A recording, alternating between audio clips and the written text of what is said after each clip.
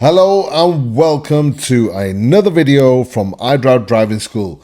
The countdown is on and we are in the final two.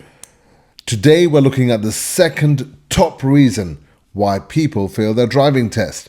Now the DVSA have given us the full list of what's causing people to fail, and in number 2 is not using mirrors correctly when changing direction. So what the DVSA expects you to do is you must always make full and effective use of all mirrors, checking the mirrors carefully before signaling, changing direction or changing speed. Use the MSM, the mirror signal maneuver routine, effectively. Any mistakes you make in this area when changing direction will be counted under the mirrors changing direction fault on your driving test result. And let's now look at some examples. So example number 1, not using mirrors when exiting a roundabout. You need to take the right hand exit on a large multi-lane roundabout. When you move from the right lane to the left lane to exit the roundabout, you make no rear or passenger side observations or mirror checks.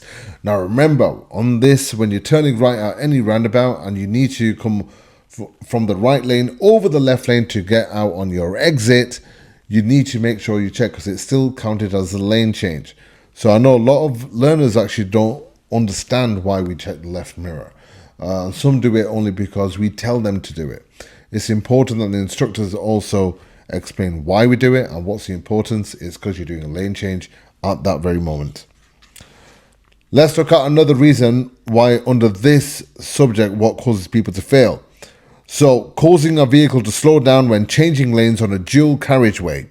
So, when you're on a dual carriageway, you check your mirrors when you check your mirrors when changing lanes, but there's a vehicle approaching in the lane that you want to move into.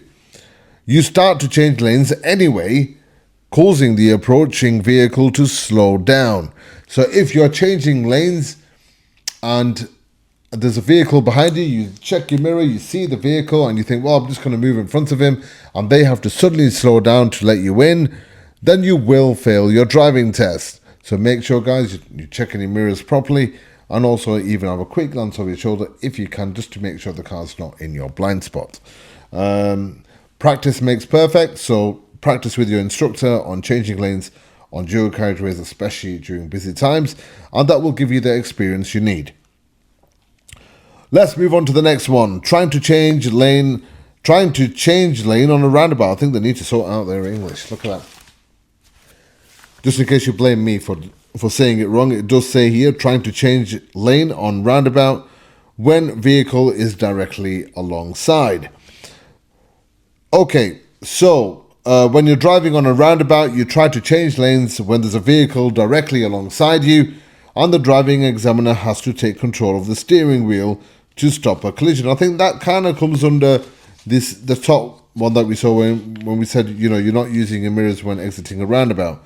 So if you're exiting a roundabout and there's a vehicle on the side of you also going in the same direction, but you try to cross over in front of the car or into the other lane, then this can cause you to fail. So if you do see a car next to you on a roundabout, then try not to force yourself to come off on the exit. Try and come off in the a bit wider, where some roundabouts will allow you to do that.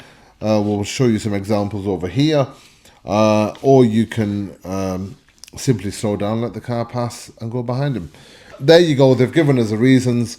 So guys, do check your mirrors when changing direction. Now the key thing here is that you, the learners, need to understand is when you must check your mirrors. So check your mirrors before you signal. Check your mirrors before changing direction, and then check your mirrors before changing speed. Okay, guys, I hope that helps. If you have any questions, anything you're not sure about, please drop us a DM or leave a comment below and we will get back to you.